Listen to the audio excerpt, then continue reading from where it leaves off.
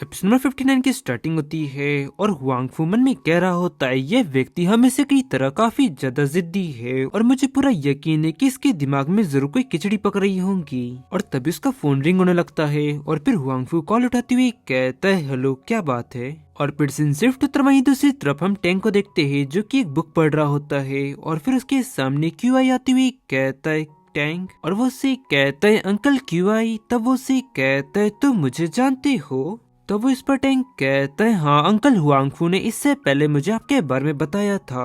और उसको ऐसा कहता है देख क्यों आई मन में कहता है उसने अंकल हुआंग फू कहा तो क्या इसका मतलब ये है कि उसने अभी तक उसका दिल नहीं जीता है। काफी ज्यादा ये इंटरेस्टिंग है।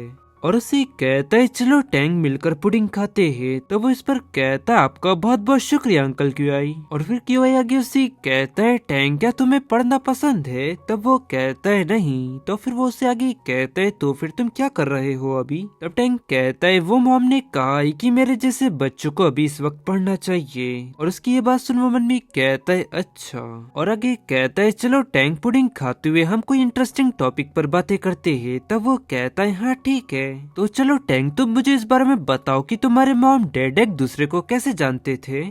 तब टैंक कहता है ये कहानी मेरे जन्म के भी पहले की बात है। क्यों आगे कहता है अच्छा तो तुम्हारे डैड ने तुम दोनों को कैसे ढूंढा। ये सुन टैंक कहते है मेरे डैड नहीं है।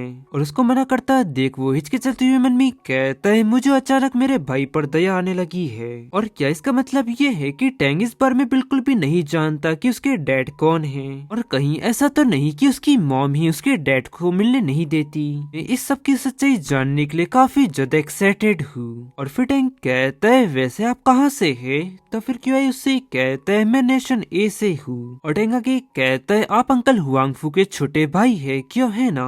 तो वो कहता है हाँ। और फिर वो आगे कहता है वैसे इससे पहले मैं कभी नेशन ए तो नहीं गया वो जगह दिखने में कैसी है। तो फिर क्यों आगे कहता है वो जगह काफी ज्यादा शानदार है और अगर तुम चाहो तो मैं तुम्हें वहाँ पर ले जा सकता हूँ और वहाँ पहुँचने के बाद मैं तुम्हें पूरा नेशन घुमाऊंगा।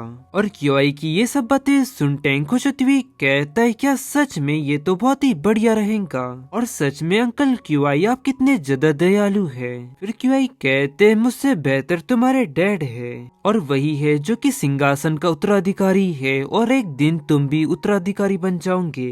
फिर टैंक कहता है वैसे उत्तराधिकारी का मतलब क्या होता है। और ये सुनते ही वो छक जाता है और आगे मन में कहता है अरे अरे नहीं मैं ये सब क्या पूछ रहा हूँ मैं अपने टॉपिक से भटक रहा हूँ। और आगे उससे कहता है टैंक वैसे अभी अभी मैं कहाँ पर था।